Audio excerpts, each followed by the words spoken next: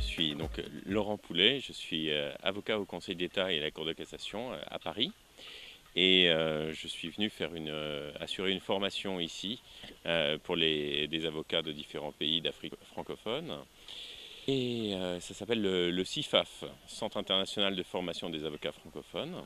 Et donc il y a des avocats d'un certain nombre de pays qui sont là, d'une quinzaine de pays, avec des représentants. Il y a en général 2 représentants par pays. Aujourd'hui, j'ai l'impression que ça fait un peu partie des incontournables lorsqu'on veut visiter un peu le pays. J'étais allé à plusieurs endroits, j'étais allé à Ouidah notamment, et je sais que quand on va à Porto Novo, ça devient un peu l'étape obligatoire de passer ici.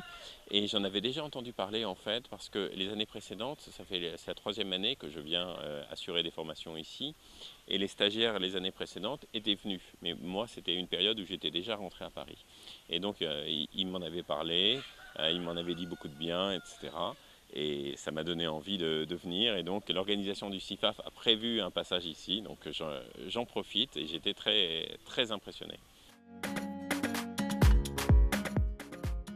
Les questions liées à l'environnement sont absolument centrales dans mon pays. On en parle énormément, c'est des enjeux politiques majeurs. Et, euh, et votre action s'inscrit dans ce cadre. Et manifestement.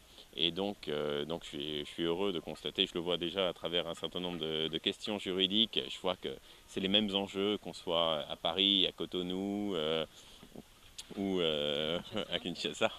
Et je vois que c'est pas seulement dans le domaine juridique, c'est également dans le domaine environnemental qu'on a un certain nombre de questions communes. Isis Keto, je suis avocate en formation au CIFAF. Je viens de la République démocratique du Congo, du barreau de Kinshasa-Matete. En fait, j'ai beaucoup apprécié cette visite au centre Sangai, ici à Porto Novo, parce que nous sommes logés à Cotonou. Mais le CIFAF nous a proposé de visiter ce centre qui est vraiment riche. Il y a presque du tout ici, que ça en élevage, en agriculture. Il y a une richesse de plantes, une richesse d'animaux. Et c'est une bonne chose pour l'Afrique, en ce sens que ça pourrait limiter en quelque sorte la pauvreté dans certains domaines. Ce qui a premièrement retenu mon attention, c'est le genre de plantes qu'on a retenu ici. L'exemple du moringa, qui est une plante médicinale. On en cultive aussi chez moi. Je vois qu'ici, ça a un peu plus de l'ampleur et le traitement, il est un peu différent, le séchage et consorts. J'ai vu aussi la pisciculture.